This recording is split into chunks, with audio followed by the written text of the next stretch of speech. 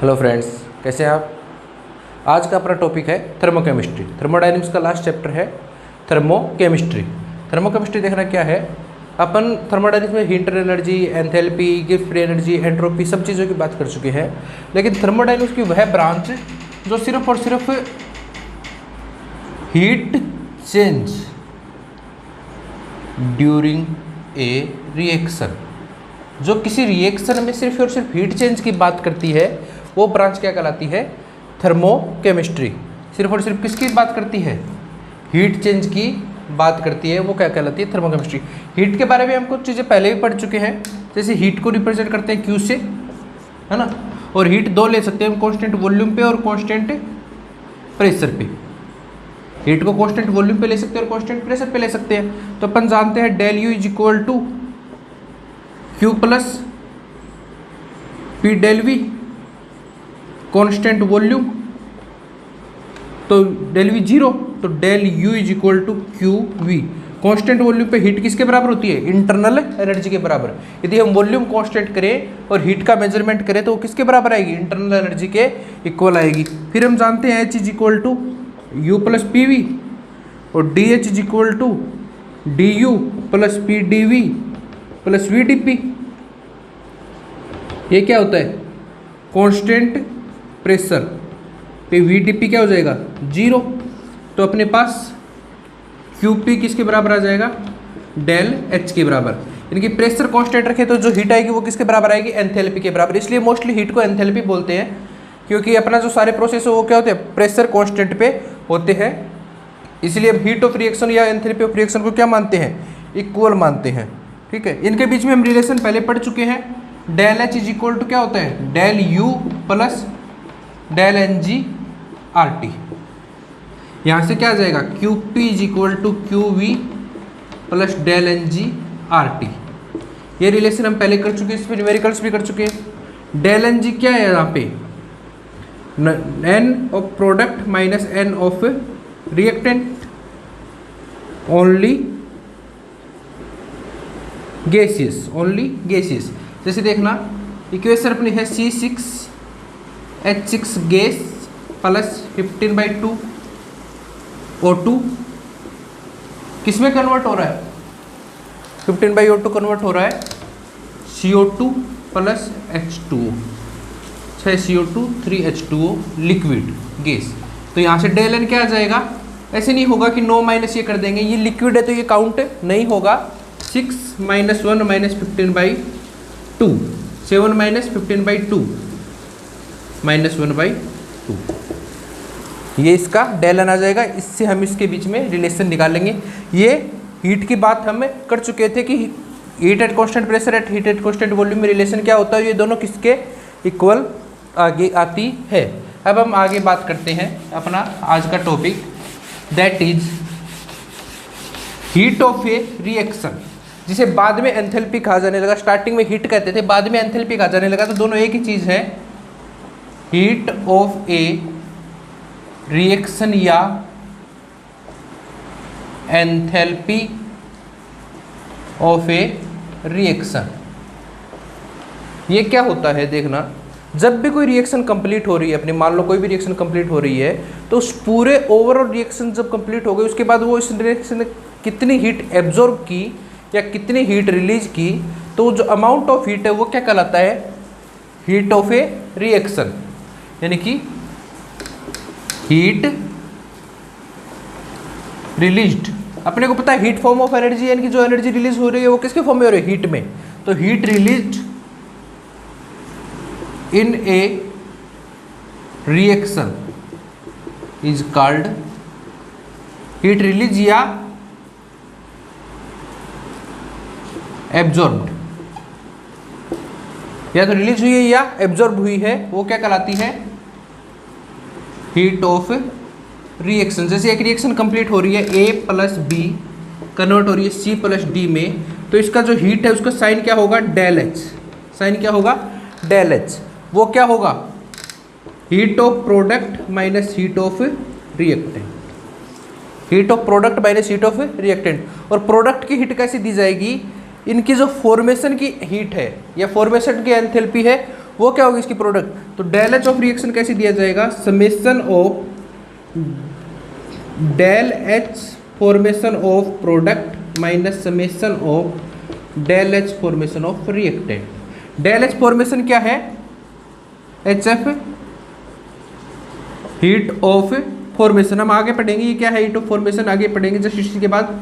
लेकिन ये होती है इसके फॉर्मेशन में जितनी एनर्जी रिलीज हो, इसकी फॉर्मेशन एनर्जी कितनी है माइनस इनकी फॉर्मेशन एनर्जी कितनी है, वो क्या होगी एंथैल्पी। तो हम इसे लिखें, तो इसके लिए लिखें तो क्या आएगा, del H is equal to del H formation of C plus del H formation of D minus del H formation of A minus del H formation of B. इस प्रकार से हम निकालेंगे। इस रिएक्शन के लिए हमें एंथैल्पी निकालनी है, तो कैसे निकालेंगे, इनकी फॉर्मेशन की एनर्जी माइनस इनकी फॉर्मेशन की एनर्जी। मान लीजिए ये रिएक्शन ऐसी होती 2a प्लस 3b चेंज हो रहा है c प्लस 4d में, तो इसके लिए डेल एच कैसे लिखते, देखना del H formation of c plus 4 into del H formation of d, इसके मोल से मल्टीप्लाई कर देते, टोटल निकाली होती तो डेल एच फॉर्मेशन 1 की होती, 4 से मल्टीप्लाई कर देते, minus 2 del H formation of A minus 3 del H formation of B. ठीक है, यहाँ से हीट ऑफ एंथैल्पी निकालने का तरीका होता फॉर्मेशन की एनर्जी का समेशन करते प्रोडक्ट माइनस रिएक्टेंट। यदि नंबर ऑफ मोल 1 से ज़्यादा होते होते उसे मल्टीप्लाई करते। अब यहाँ से एंथैल्पी 2 प्रकार की आ सकती है ना, या तो एंथैल्पी क्या करेगा, एब्जॉर्ब करेगा, या एंथैल्पी क्या करेगा, रिलीज करेगा, है ना। डेल एच क्या हो सकती है, 2 हो सकती है, पॉजिटिव, पॉजिटिव का मतलब एब्जॉर्ब और नेगेटिव का मतलब रिलीज। यदि पॉजिटिव है तो इसका मतलब क्या है, H of product is greater than H of reactant, या H of reactant is greater than H of product, यही है ना, क्योंकि एंथैल्पी क्या होती है, H of product minus H of reactant. यदि पॉजिटिव मतलब प्रोडक्ट की एंथैल्पी ज़्यादा है रिएक्टेंट से, और यहाँ पे रिएक्टेंट की ज़्यादा है प्रोडक्ट से, तो इसका ग्राफ कैसा बनेगा, देखना इसका ग्राफ बनेगा कुछ ऐसा, है ना, ये रिएक्टेंट है, ये प्रोडक्ट है, प्रोडक्ट है, और ये क्या है, डेल एच। इस प्रकार की रिएक्शन को बोलते हैं अपन एंडोथर्मिक रिएक्शन, एंडोथर्मिक रिएक्शन। ये डेल एच है, ये देखना क्या है, एक्टिवेशन एनर्जी होती है फॉरवर्ड रिएक्शन के लिए, ये क्या है, एक्टिवेशन एनर्जी होती है बैकवर्ड रिएक्शन के लिए। तो इसके लिए activation energy of forward is greater than होगी activation energy of backward always. ठीक है, यही इस रिएक्शन को बोलते हैं अपन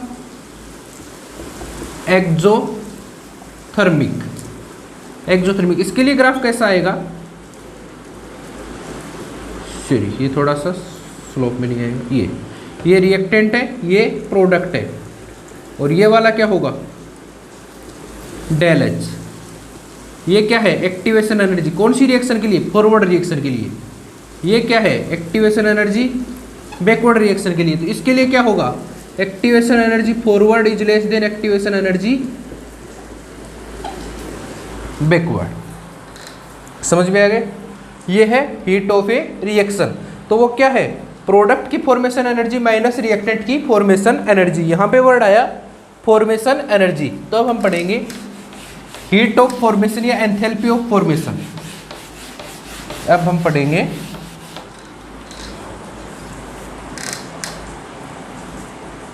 एंथैल्पी ऑफ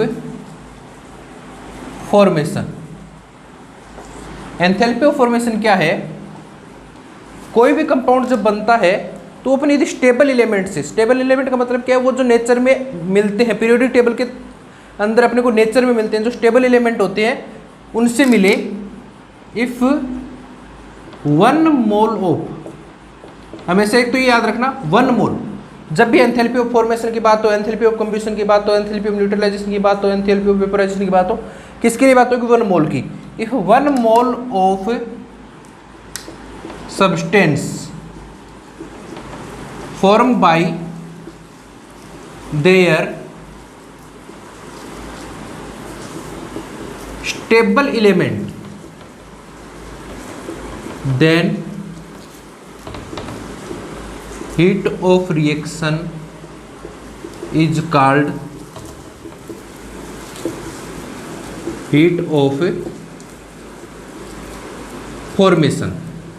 तो ऐसे में जो हीट ऑफ रिएक्शन होगी उसे क्या बोलते हैं? Heat of formation. एक मोल बने और स्टेबल एलिमेंट से बने। जैसे स्टेबल एलिमेंट का मतलब देखना, CO2 बनाना है तो CO2 में किससे बने? कार्बन और ऑक्सीजन से।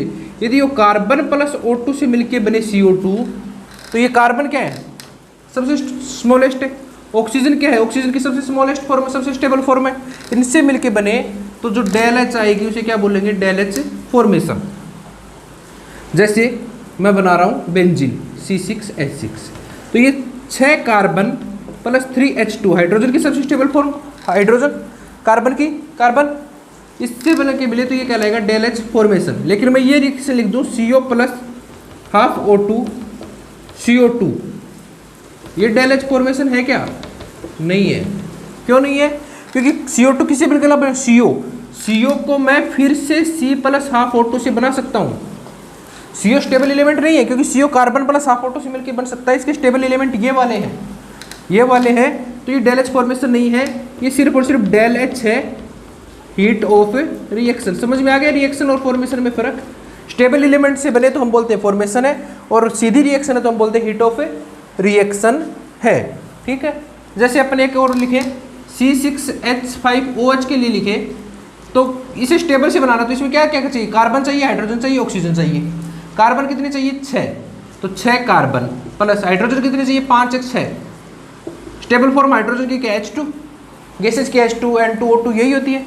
ऑक्सीजन कितना चाहिए? 1। ऑक्सीजन की स्टेबल फॉर्म क्या है? O2, तो हाफ O2। ये क्या होगा? Del H formation. 6 carbon 3 hydrogen plus 1/2 H2, इससे मिलकर दे अपने अल्कोहल बना है तो क्या होगा? ये होगा। फिनोल बना है तो ये होगा।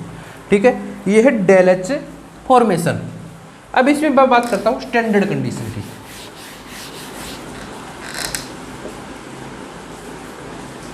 स्टैंडर्ड कंडीशन, यदि फॉर्मेशन आपका 25 डिग्री सेल्सियस और 1 atm टेम्परेचर पे हुआ है, कोई भी रिएक्शन हो या कोई भी फॉर्मेशन आपको standard condition 25 degree Celsius temperature और 1 atm पे हुआ है तो उसे हम बोलते हैं स्टैंडर्ड हीट ऑफ फॉर्मेशन। और इस टाइप में कोई रिएक्शन उसे बोलते हैं हम standard heat of reaction, standard heat of formation. और इसे रिप्रेजेंट करते हैं del H F naught, del H F naught, इसे रिप्रेजेंट करते हैं डेल एच एफ नोट से। ठीक है, और याद रखना at standard condition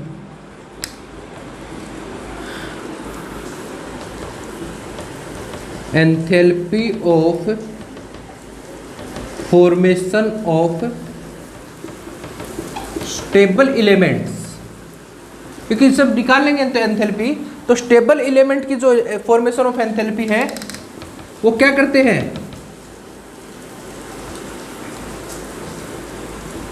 consider as 0। Stable element की एंथैल्पी क्या करते हैं? 0 कंसीडर करते हैं। जो भी अपने पीरियोडिक टेबल में सबसे स्टेबल फॉर्म है कंपाउंड की उसे हम क्या मानते हैं? 0 मानते हैं। इसीलिए इसे एंथैल्पी ऑफ फॉर्मेशन कहते हैं।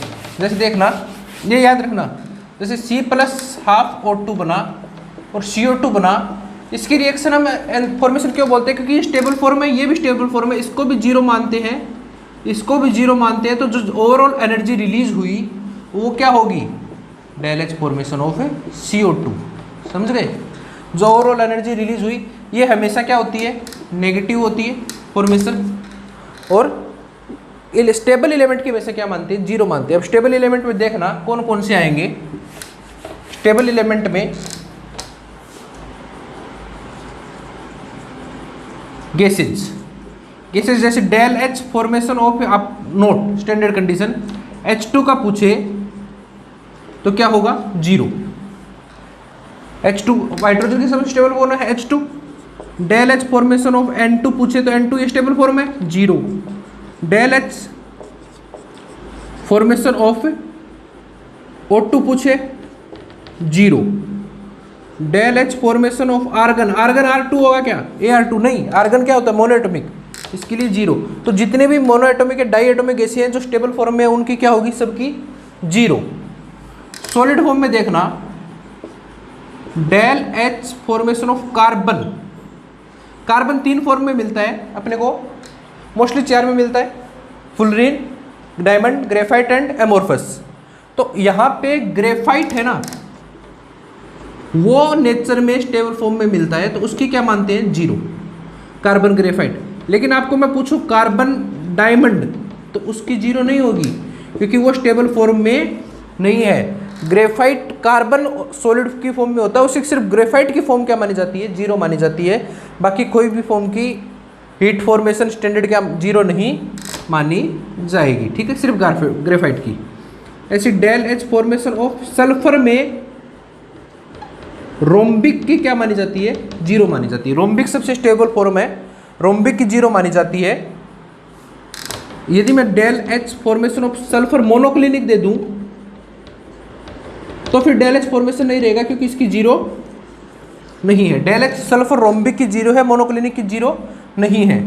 और यदि फॉस्फोरस की बात करूं तो फॉस्फोरस जो वाइट है वो क्या माना जाता है, 0। ये तीनों याद रखना। सॉलिड में कार्बन ग्रेफाइट 0 माना जाता है, रोम्बिक सल्फर रोम्बिक 0 माना जाता है और फॉस्फोरस वाइट 0 माना जाता है। अब मैं बात करता हूँ फ्लोरीन की। Del H formation of F2, gas की क्या मानी जाती है, F2 गैस में होती है 0। Del H formation of Cl2 gas 0। यदि मैं del H formation of Br2 gas कर दूं तो 0 होगी क्या, ये 0 नहीं होगी क्योंकि अपने को पता है फ्लोरीन किस फॉर्म में मिलती है, गैस फॉर्म में, क्लोरीन किस फॉर्म में मिलती है, गैस फॉर्म में, ब्रोमीन किस फॉर्म में मिलती है, इन्वायरमेंट में, स्टेबल फॉर्म होती है लिक्विड, तो गैस की 0 नहीं होगी। Del H formation of bromine liquid की क्या होगी, 0। ब्रोमीन किस फॉर्म में 0 मिलेगा, लिक्विड फॉर्म में, तो एंथैल्पी ऑफ फॉर्मेशन 0 मानी जाएगी, गैस फॉर्म में 0 नहीं मानी जाएगी। और ऐसे ही del H formation of I2 किस फॉर्म में, सॉलिड फॉर्म में क्या माना जाएगा, 0। तो ये याद रखना, यहाँ पे काफ़ी बार पूछा जाता है गैस फॉर्म में या लिक्विड फॉर्म में, तो लिक्विड फॉर्म में 0 माना जाता है, गैस फॉर्म में 0 नहीं माना जाता। जिस फॉर्म में नेचर में स्टेबल मिलता है उस फॉर्म की फॉर्मेशन एनर्जी क्या मानी जाती है, 0 मानी जाती है। इससे अपन न्यूमेरिकल कैसे करेंगे देखना। लेकिन मैं यही देखूँ आपको कोई कि del H formation of CO2 0 होगी क्या, नहीं होगी क्योंकि CO2 स्टेबल फॉर्म नहीं है, कार्बन प्लस ऑक्सीजन से मिलके बनती है। डेल एच फॉर्मेशन ऑफ आपसे पूछ ले H2O 0 होगा क्या, कि वाटर भी तो इन्वायरमेंट में मिलता है, नहीं, क्योंकि वाटर को बनाया जा सकता है H2 प्लस हाफ O2 से, तो ये 0 नहीं होगा। ये भी स्टेबल, वाटर भी कहते स्टेबल मिलता है इन्वायरमेंट में, तो मिलता है वाटर, लेकिन इससे हम फॉर्म कर सकते हैं खुद लेबोरेटरी में, जबकि हाइड्रोजन H2 की फॉर्म में ही मिलेगी, उससे स्मॉलेस्ट फॉर्म नहीं होगी, ठीक है। इसका न्यूमेरिकल देखना, इससे कैसे हमें सोल्व करेंगे, हीट ऑफ रिएक्शन कैसे निकालेंगे फॉर्मेशन से। क्वेश्चन, हीट ऑफ रिएक्शन है ना, CO2 plus H2, CO plus H2, आपको क्या दिया गया है, डेल एच फॉर्मेशन ऑफ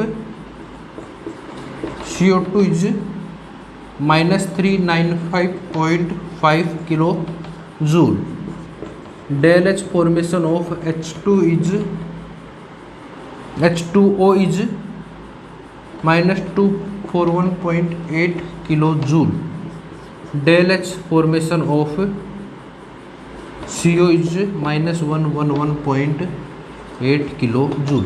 आपको ये 3 डाटा दे रखे हैं। इस रिएक्शन के लिए हीट ऑफ रिएक्शन पूछी है, तो इसके लिए हीट ऑफ रिएक्शन कैसे लिखी जाएगी, हमेशा पहले तो फॉर्मूला लिखना, डेल एच लिखना, del H formation of CO plus del H formation of H2O product minus del H formation of CO2 minus del H formation of H2।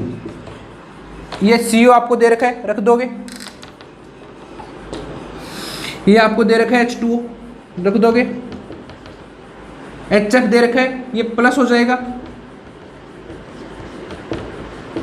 H2 नहीं दे रखा, H2 नहीं दे रखा तो H2 क्या स्टेबल फॉर्म है, stable form का दे तो ठीक है, नहीं दे तो हमेशा कितना मानना है स्टेबल फॉर्म का, 0। तो ये हो जाएगा 0। तो इसको आप सोल्ड आउट कर लेना, जो भी आएगा ये आंसर आना चाहिए आपका 41.9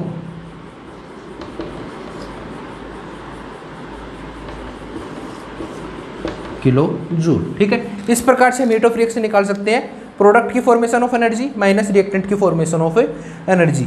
ये अपनी हो गई formation of energy and heat of reaction. Next अपना है हीट ऑफ कंब्यूशन। नेक्स्ट अपना है हीट ऑफ कंब्यूजन, दहन की उष्मा। दहन की उष्मा देखना क्या है, वही जब भी आएगा हीट रिलीज्ड, कंब्यूशन में हीट हमेशा रिलीज्ड होती है on complete combustion of 1 mole of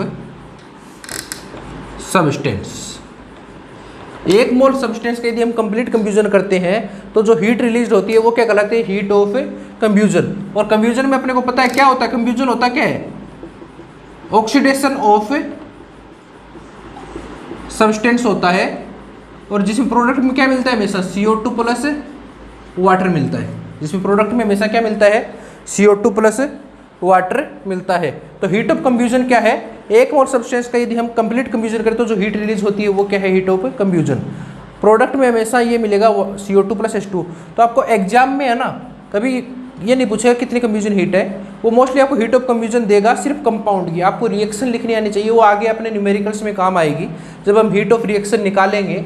तो हीट ऑफ कंब्यूजन की रिएक्शन लिखने का तरीका देखना, जैसे मेरे को CO का लिखना है, CO का कंप्लीट कंब्यूजन करूँगा तो CO प्लस हाफ O2 क्या बनेगा, CO2 बनेगा। तो ये क्या है, CO का कंब्यूजन। तो इससे ये क्या है, CO का कंब्यूजन। तो जो डेल H होगी वो क्या होगी, कंब्यूजन ऑफ CO, कंब्यूजन ऑफ CO। जैसे आपको करना है C6 एक्सिस का कंब्यूजन, तो क्या करना है, हमेशा ऑक्सीडेशन होगा तो O2 ऐड कर दो, प्रोडक्ट में कितना क्या निकलेगा, हमेशा CO2 प्लस H2O, है ना। तो C6H5 का करना है तो 6 कार्बन है तो CO2 कितने निकलेंगे, 6। हाइड्रोजन 6 है तो यहाँ पे वाटर कितने निकलेंगे, 3 × 6। हमेशा ये देखो CO2 निकालो, वाटर निकालो, CO2 वाटर को बैलेंस करो। अब ऑक्सीजन देखो कितने हो गए यहाँ पे, 12 प्लस 15 ऑक्सीजन हो गए। तो O2 कितने चाहिए अपने को, 15/2। तो ये क्या हो गई, कंब्यूशन रिएक्शन ऑफ बेंजीन। ये क्या हो गई, कंब्यूशन रिएक्शन ऑफ बेंजीन। जैसे अपने को लिखनी है C2H5OH की कंब्यूशन करना है, तो कंब्यूशन में ऑक्सीडेशन करेंगे, प्रोडक्ट हमेशा क्या निकलेगा, CO2 प्लस H2O। कार्बन कितने हैं, 2, तो CO2 कितने निकलेंगे, 2। हाइड्रोजन कितने हैं, 5 1 6, तो H2O कितने निकलेंगे, 3 3 दूनी 6। ऑक्सीजन कितने हो गए, 2 3 4 प्लस 7 ऑक्सीजन हो गए। एक पहले से यहाँ पे है तो कितने चाहिए, 6, तो कितने हो जाएंगे, 3O2। ये क्या हो गई, combustion reaction of alcohol, combustion reaction of alcohol. ऐसे किसी भी कंब्यूशन रिएक्शन, जैसे CH4 की लिखनी है आपकी, तो ऑक्सीडेशन करेंगे O2 बनेगा क्या, CO2 प्लस H2O। CO2 कितने निकलेंगे, कार्बन 1 है तो CO2 भी 1 निकलेगा, हाइड्रोजन 4 है तो H2O 2 निकलेंगे। ऑक्सीजन देख लो कितने हो गए, 2 2 4, तो 2। ये हो गए कंब्यूशन रिएक्शन ऑफ मेथेन। तो आपको कंब्यूशन रिएक्शन लिखनी आनी चाहिए अपने आप। आपको सिर्फ पेपर में ये देगा कि combustion enthalpy of combustion is benzene is ये, तो आपको उसकी रिएक्शन लिखनी आनी चाहिए। तो समझ में आ गई, कंपाउंड लिखो, ऑक्सीजन के साथ ऐड करो, CO2 और H2 निकालो और रिएक्शन को क्या करना है, बैलेंस करना है। ये है हीट ऑफ कंब्यूशन। नेक्स्ट अपना है हीट ऑफ न्यूट्रलाइजेशन।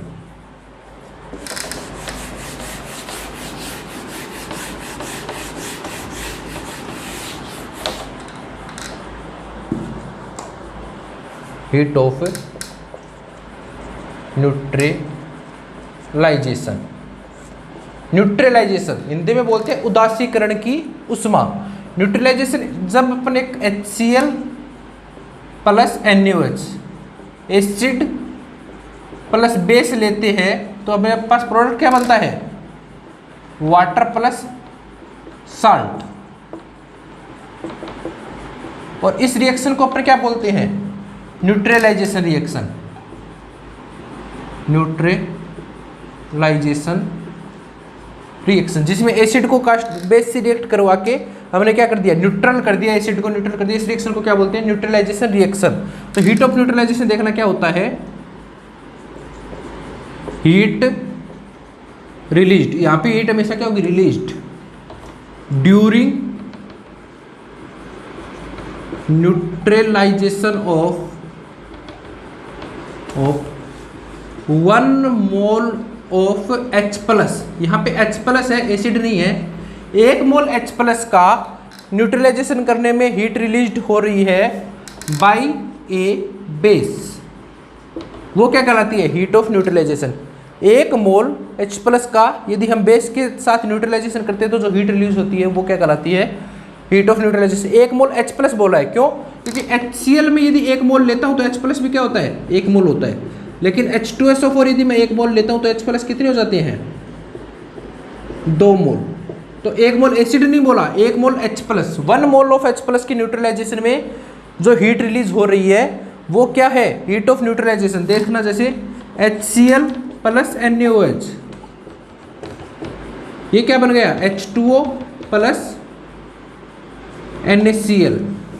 तो जो रिलीज होगी डेल H वो क्या है, हीट ऑफ न्यूट्रलाइजेशन, क्योंकि यहाँ पे 1 मोल ऑफ H प्लस है, उसका इस बेस के साथ है, न्यूट्रलाइजेशन कर दिया तो जो हीट रिलीज हो रही है वो क्या, हीट ऑफ न्यूट्रलाइजेशन। और हीट रिलीज हो क्यों रही है, क्योंकि फॉर्मेशन ऑफ क्या हो रहा है, वाटर। यहाँ से HCl टूटेगा, NaOH टूटेगा और फॉर्मेशन क्या हो रहा है, वाटर का हो रहा है, इसलिए हम इसे बोलते हैं हीट ऑफ न्यूट्रलाइजेशन। जो मोस्टली फिक्स होती है ये भी क्या है, strong acid plus strong base. Strong acid और स्ट्रॉन्ग बेस कभी भी कर लो, क्योंकि H प्लस और OH की न्यूट्रलाइजेशन से H2 बनेगा। फॉर्म तो 1 मोल ऑफ H2 हो रहा है, तो डेल H ये लगभग -13.7 कैलोरी पर मोल होती है,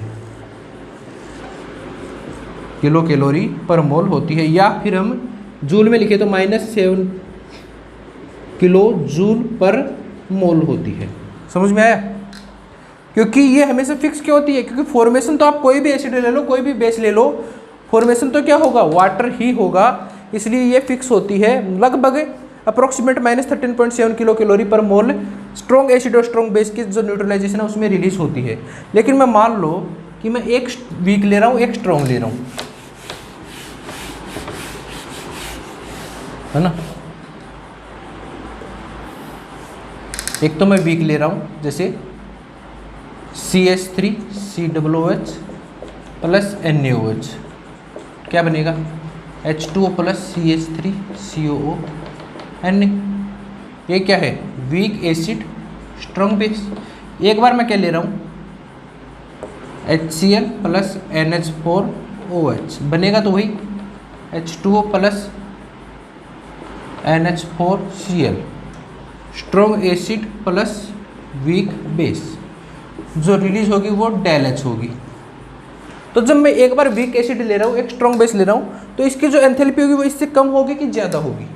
देखना, फॉर्मेशन तो वाटर हो रहा है, यहाँ पे वीक एसिड ले लिया तो ये कंप्लीट डिसोशिएट नहीं होगा। कंप्लीट डिसोशिएट नहीं होगा तो वाटर का 1 मोल नहीं बनेगा, ये कंप्लीट डिसोशिएट नहीं होगा तो वाटर का 1 मोल नहीं मिलेगा, तो डेल H क्या होगा, कम होगा। अब देखना रियल में क्या होता है कि ये वीक एसिड, ये स्ट्रॉन्ग बेस है, तो जैसे ही वाटर बना तो हीट क्या हुई, रिलीज हुई, उसमें से कुछ हीट इस वीक एसिड के कंप्लीट डिसोसिएशन में काम आ गई। इस वीक एसिड के क्या हो गई, कंप्लीट डिसोसिएशन में काम आ गई।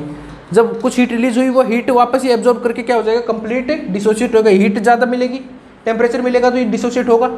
तो कुछ हीट किस में कंज्यूम हो गई, इसके डिसोसिएशन में, क्योंकि 1 मोल ऑफ H2 बनाने के लिए हमें इसे कंप्लीट डिसोसिएट करना पड़ेगा, और वीक एसिड ऐसे ही तो कंप्लीट डिसोसिएट होता नहीं, तो कुछ एनर्जी इसके डिसोसिएशन में काम आ गई। इसी प्रकार इसमें कुछ एनर्जी वीक बेस के डिसोसिएशन में काम आ गई, तो इसकी एनर्जी डेल एच हमेशा -13.7 से क्या होती है, कम होती है, और डेल एच इसकी अप्रोक्सीमेट होती है -12.3 किलो जूल पर मोल, अब किलो कैलोरी पर मोल।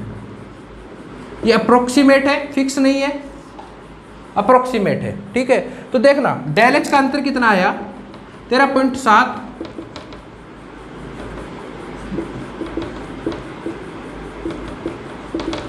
1.4 किलो कैलोरी पर मोल। तो ये 1 किलो कैलोरी पर मोल कहाँ गई, ये गई इसके कंप्लीट डिसोसिएशन में। तो आपको ये रिएक्शन देके पूछ भी सकता है, ये रिएक्शन दे दिया, इसके डेल एच 12.3 है, तो इसके डिसोसिएशन एनर्जी कितनी होगी, तो इसकी डिसोसिएशन एनर्जी कितनी होगी, होनी चाहिए तो 13.7 आई 12.3, तो 1.4 किलो कैलोरी कहाँ गई, इसके डिसोसिएशन में चली गई, ठीक है। तो स्ट्रॉन्ग एसिड स्ट्रॉन्ग बेस है तो -13.7, वीक एसिड स्ट्रॉन्ग बेस है, स्ट्रॉन्ग एसिड वीक बेस है तो कुछ कम होगी, लगभग -12.3। और मैं यदि आपको ले लूं NH4OH, वीक एसिड और वीक बेस,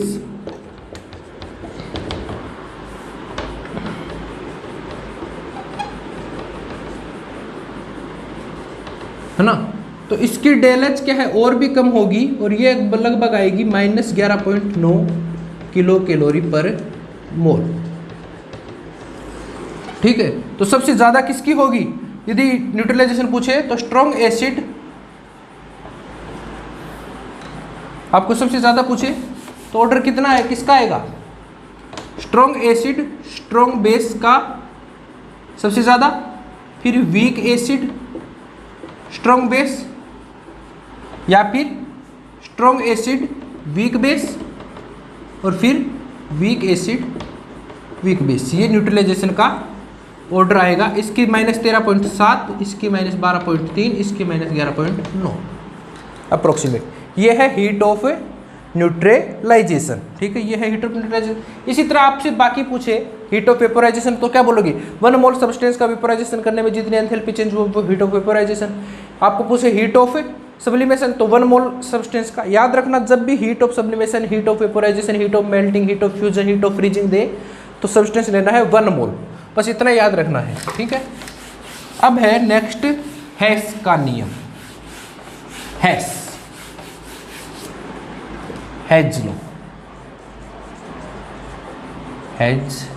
लॉ, इसी आप बोलते हैं law of thermochemistry, law of thermochemistry. देखना क्या है, हेज क्या कहता है कि भाई कान को ऐसे पकड़ो चाहे ऐसे पकड़ो, पकड़ तो कान ही रहे हैं, तो जो एनर्जी रिलीज हो रही है वो क्या होगी, इक्वल होगी, एनर्जी होगी इक्वल, यानी कि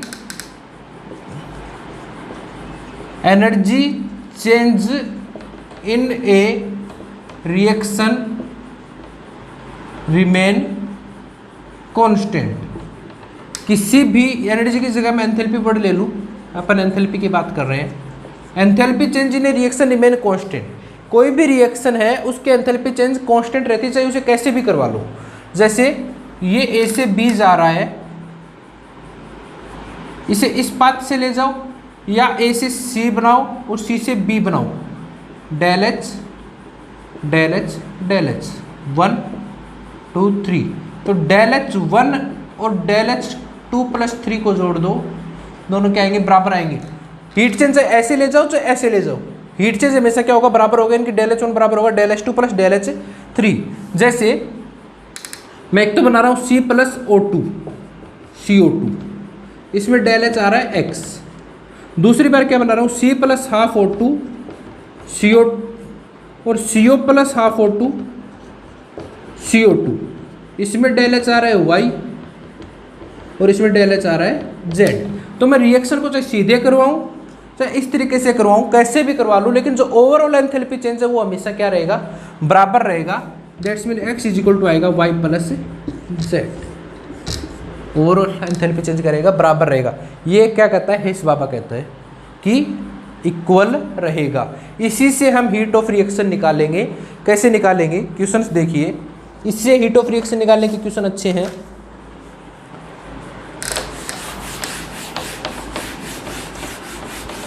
क्वेश्चन करवाता हूँ 2-3 आपको, उससे चीज़ें समझ में आएगी, क्लियर आएगी कि कैसे क्वेश्चन करने हैं इससे। क्वेश्चन देखना,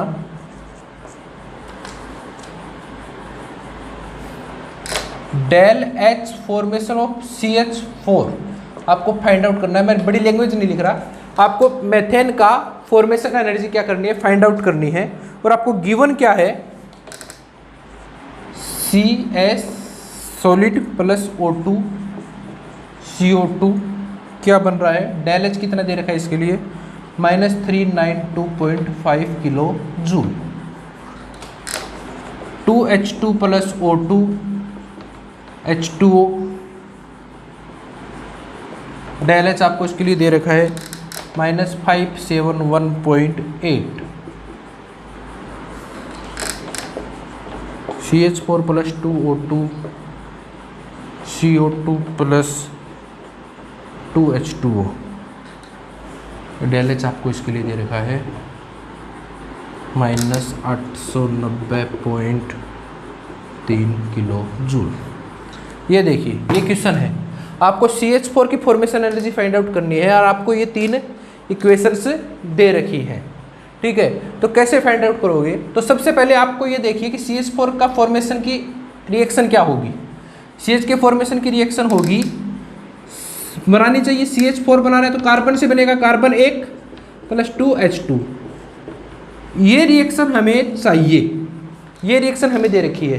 तो अपना मेन पर्पज है इन 3 रिएक्शन से ये रिएक्शन बनानी है। तो इसका सिंपल सा तरीका बता दूं, बस आप ये लेते चलो। अपने को क्या क्या चाहिए, अपने को कार्बन चाहिए, कार्बन चाहिए तो इक्वेशन फर्स्ट, 2 हाइड्रोजन चाहिए, 2 हाइड्रोजन है तो प्लस इक्वेशन सेकंड, इसे मैं इक्वेशन 1 का नाम दे दूँ, इक्वेशन 2 का नाम दे दूँ, इक्वेशन 3 का नाम दे दूँ, plus equation second.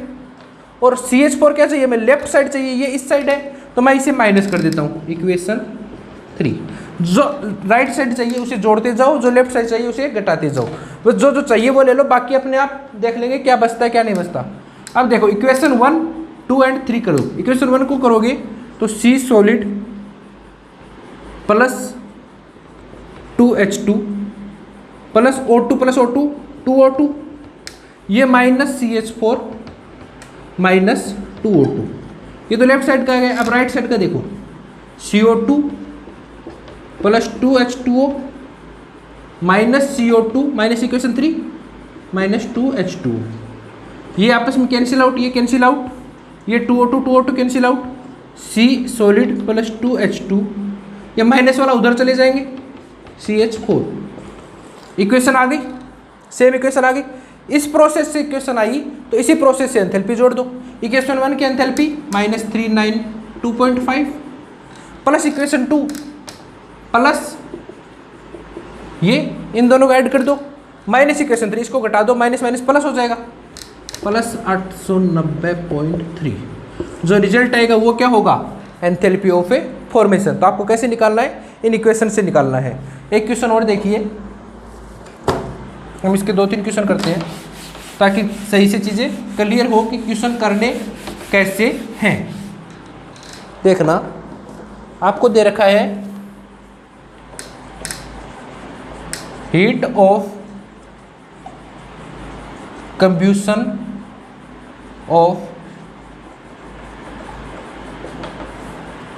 -1380.7 kilo joule, heat of combustion of alcohol ethanol, है ना।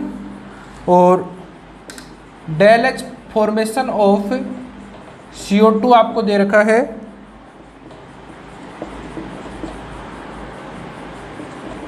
और del H formation of H2 आपको दे रखा है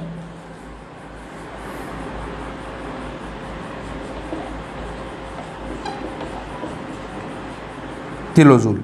और आपको पूछा क्या है, del H formation of C2H5OH पूछा है। देखना अब आपको कहीं भी कोई रिएक्शन नहीं दी, आपको इसके कंब्यूशन एंथैल्पी दी है, इनकी फॉर्मेशन एंथैल्पी दी है और ये फॉर्मेशन पूछा है। तो देखो पहले तो जो चीज़ दी है उसकी इक्वेशन लिखो, इसके कंब्यूशन लिखना है आपका। C2H5OH का कंब्यूशन कैसे लिखेंगे मैंने बताया था, O2 कर दो, रिजल्ट में CO2 प्लस वाटर निकाल दो। अब कार्ब और CO2 देखो, कार्बन 2 है तो 2 CO2 निकलेंगे, हाइड्रोजन 6 है तो 3 H2 निकलेंगे, 7 हो गए, एक यहाँ पे है 3 H2, ये पहले करवा चुका हूँ। इसका डेल एच आपको दे रखा है इक्वेशन फर्स्ट, है ना। दूसरी इक्वेशन CO2 की फॉर्मेशन दे रखी है, तो CO2 का फॉर्मेशन करना है आपको स्टेबल एलिमेंट से, तो क्या चाहिए, कार्बन प्लस O2। इसके लिए डेल एच आपको दे रखा है -39.452। H2 का फॉर्मेशन आपको पता है किससे होगा, H2 plus half O2। Del H आपको दे रखा है -286.6, इक्वेशन 3। ये तो तीन आपको दे रखी है। पूछिए डेल फॉर्मेशन, डेल फॉर्मेशन की इक्वेशन कैसे लिखी जाएगी।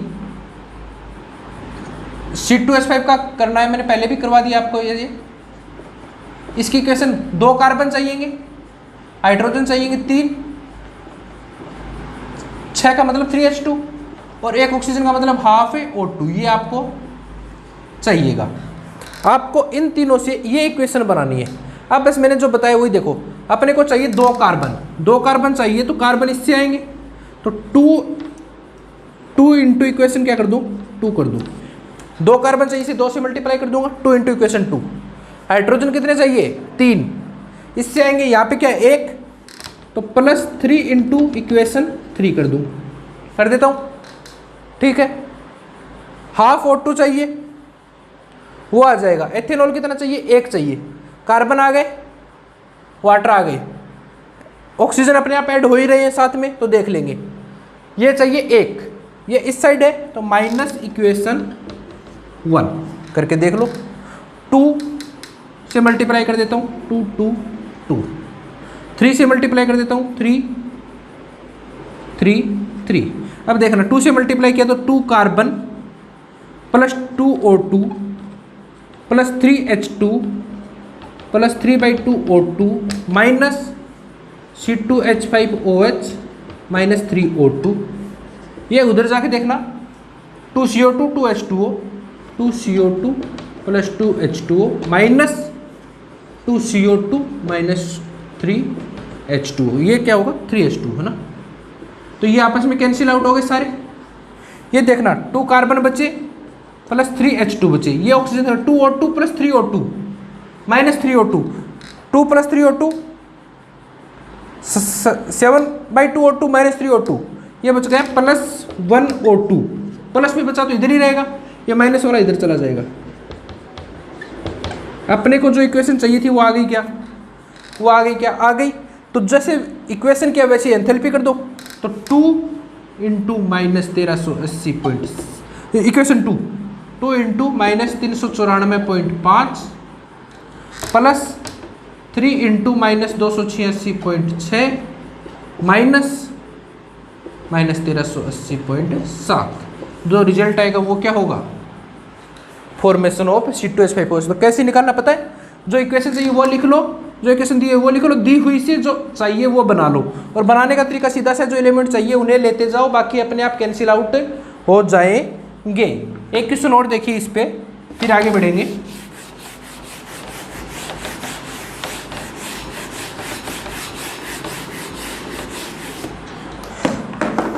एक क्वेश्चन और देखिए। क्वेश्चन आपको del H formation of C6H6 benzene वो क्या करनी है, कैलकुलेट करनी है।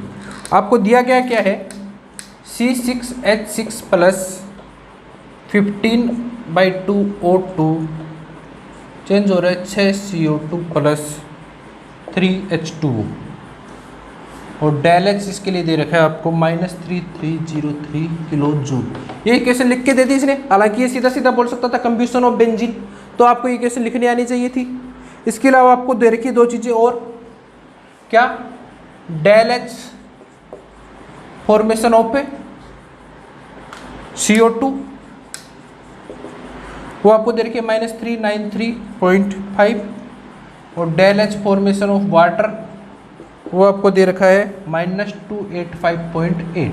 ठीक है, ये 3 चीज़ें आपको दे रखी है और आपको ये पूछी है, तो जी दिया गया है उसकी इक्वेशन लिख लो। पहले तो CO2 की इक्वेशन लिखूंगा तो कैसे लिख लूँगा, C प्लस O2 CO2 है ना, और वाटर की H2 plus half O2 H2O। इसके लिए डेल एच आपको दे रखा है -285.8 और इसके लिए डेल एच आपको दे रखा था -393.5 जो भी है, ये दे रखे हैं आपको तीनों चीजें। आपको पूछी क्या del H formation of C6H6, तो C6H6 का फॉर्मेशन की इक्वेशन कैसे लिखी जाएगी, ये है।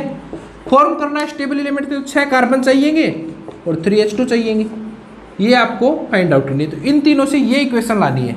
तो देखना, इसे मैं इक्वेशन 1 दे देता हूँ, 2 दे देता हूँ, 3 दे देता हूँ। अपने को क्या चाहिए, 6 कार्बन चाहिए। कार्बन कितना, 1, तो 6 इंटू इक्वेशन 2। हाइड्रोजन कितने चाहिए, 3 इंटू इक्वेशन 3। बेंजीन चाहिए 1 लेफ्ट साइड में, माइनस इक्वेशन 1। इसे करके देख लेना, सेम यही इक्वेशन आएगी। तो अपने पास क्या हो जाएगा, 6 इंटू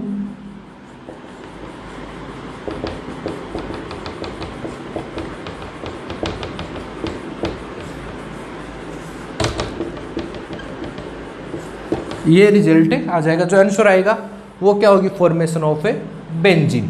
तो इस प्रकार हेस के नियम का यूज करके अपन किसी भी रिएक्शन की enthalpy, combustion enthalpy, formation energy, enthalpy of reaction का फाइंड आउट करते हैं। नेक्स्ट अपने 2 छोटे छोटे टॉपिक और बचे हैं, वो और देखते हैं।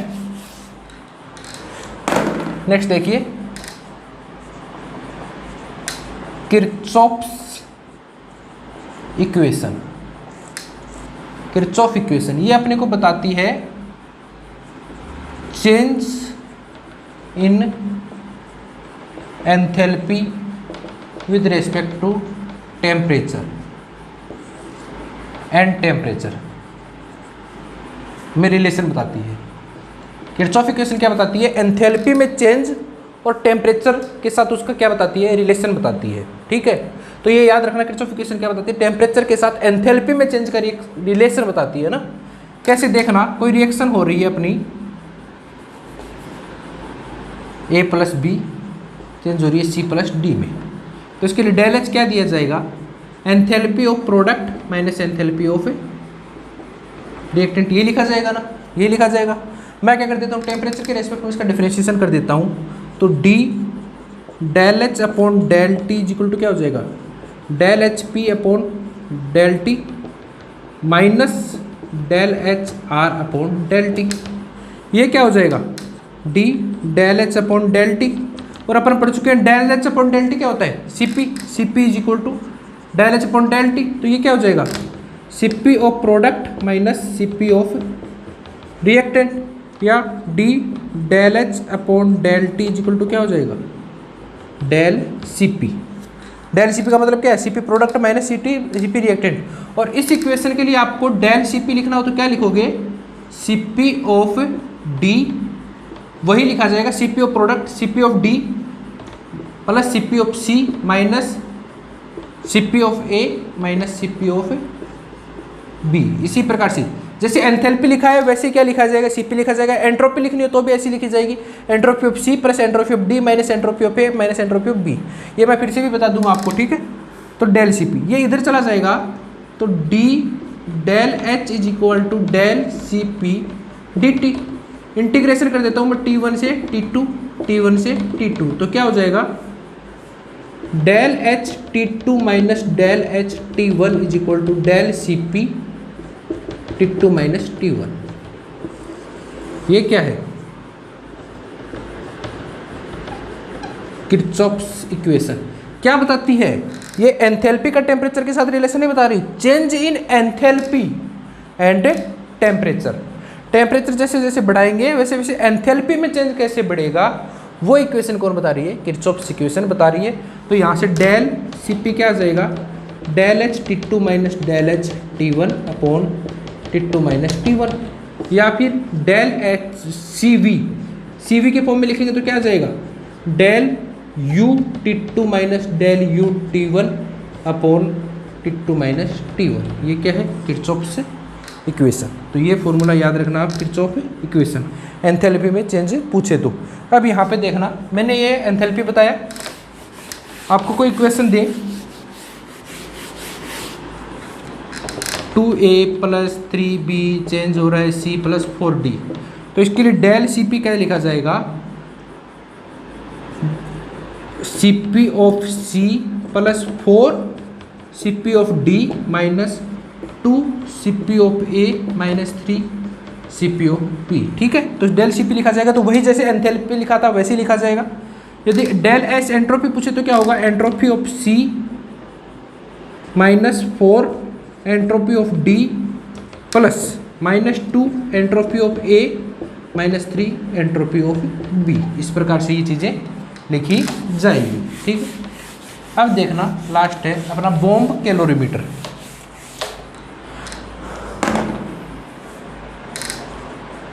कैलोरीमीटर मेजरमेंट अपनी दो चीज़ें की थी अपन ने, QV या डेल U और QP या डेल H।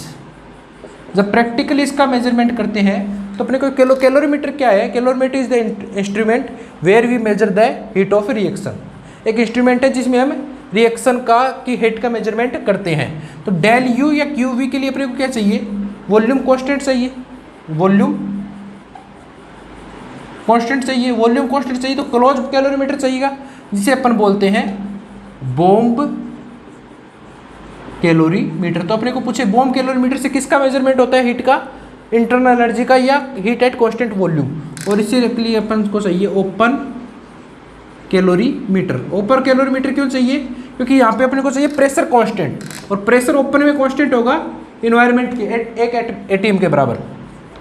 ठीक है, तो बॉम्ब कैलोरीमीटर होता क्या है, ये अपना एक कैलोमीटर है जो क्लोज है, कंप्लीटली एडियाबेटिक है, हीट क्या है, ना तो बाहर जा रही ना अंदर जा रही।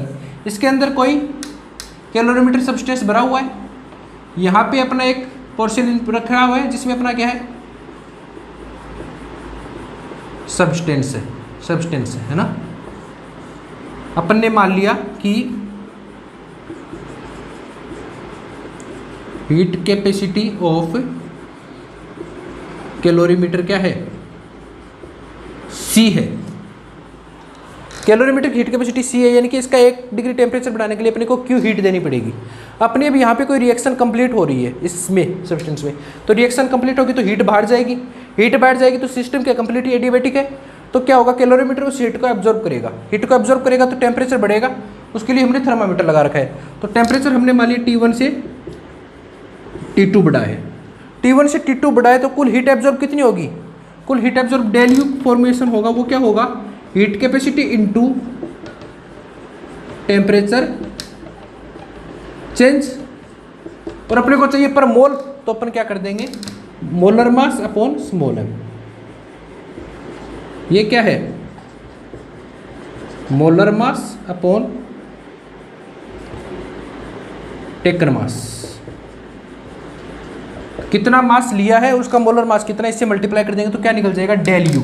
और डेल U क्या होगा, पॉजिटिव होगा किसका, कैलोरीमीटर का। कैलोरीमीटर हीट क्या कर रहा है, एब्जॉर्ब कर रहा है, तो अपने को यदि इंटरनल एनर्जी ऑफ कैलोरीमीटर पूछे तो क्या आएगा, पॉजिटिव। और डेल U क्या होगा, नेगेटिव होगा किसका, रिएक्शन का, क्योंकि रिएक्शन से हीट रिलीज हो रही है। तो फॉर्मूला क्या होगा इंटरनल एनर्जी फाइंड आउट करने का या हीट फाइंड आउट करने का, कौन सी निकलेगी, इंटरनल एनर्जी डेल U निकलेगी, heat capacity into temperature change into molar mass upon small m taken mass. यदि कैलोरीमीटर की इंटरनल एनर्जी पूछे तो पॉजिटिव आएगी क्योंकि हीट एब्जॉर्ब कर रहा है, और रिएक्शन की पूछे तो नेगेटिव आएगी क्योंकि रिलीज कर रहा है। एक क्वेश्चन देखिए, नेट में आया हुआ क्वेश्चन है, क्वेश्चन देखिए, क्वेश्चन 2014 का क्वेश्चन है, शायद कंप्लीटली याद नहीं मुझे। इन ए bomb calorimeter 0.5 gram compound taken, ठीक है, और उसका मोलर मास आपको दे रखा है 50 ग्राम। मोलर मास कितना है, 50 ग्राम।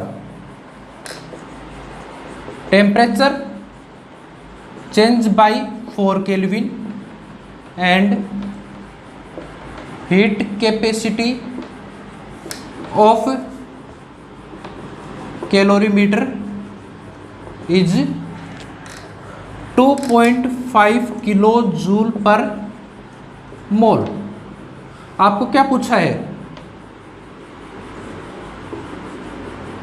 एंथैल्पी ऑफ कंब्यूशन, इंटरनल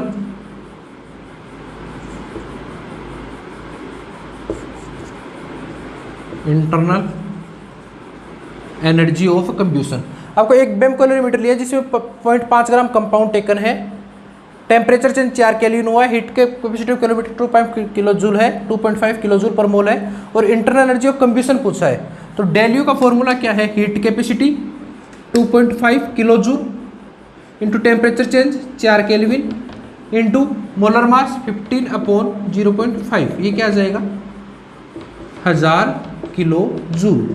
अब आपको पूछा किसका है, कंब्यूशन का, तो आंसर क्या आएगा नेगेटिव कंब्यूशन का। और यदि आपको इंटरनल एनर्जी ऑफ कैलोरीमीटर पूछता, कैलोरीमीटर पूछता तो 1000 आता, और कंब्यूशन पूछा है तो -1000 आंसर आएगा। ठीक है, ये है बोम कैलोरीमीटर से इंटरनल एनर्जी निकालना। ये अपना थर्मोकेमिस्ट्री कंप्लीट होता है, इसी के साथ थर्मोडायनेमिक्स का चैप्टर भी कंप्लीट होता है। यदि आपको वीडियो पसंद आ रही है तो लाइक कीजिए। Thank you.